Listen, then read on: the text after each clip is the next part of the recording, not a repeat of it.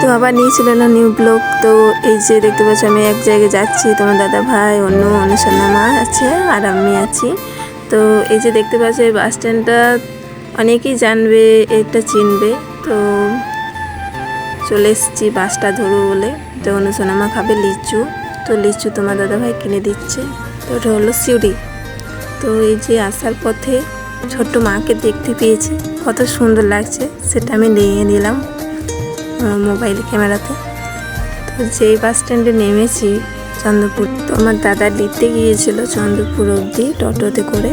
তো আমার ফোনটা চার্জ ছিল না বলে নিতে পারিনি ভিডিওগুলো। তো চলে এসেছি আমি সরাসরি আমার ভবানীপুরে, আমার বাপের বাড়ি। তো হঠাৎ করে এসেছি, দেখতে পাচ্ছ বন্ধুরা। তো সবাই মিলে এই যে এসেছি, তো সবাই বসে আছে। এই যে আমার ভাইজি, এটা আমার ভাইপো, আর এটা আমার বড় দাদা, ওটা আমার মা, সাইডে তোমার দাদা ভাই, আর এটা হলো বৌদি বড়।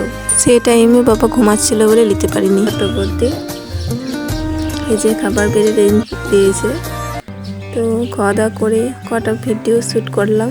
তো আমার বৌদিরা ছাড়ছে না, সেই জন্যে কটা ভিডিও শ্যুট। হঠাৎ করে বৃষ্টি চলে এলো, তো এত দূরে রইলো। Tata bye bye.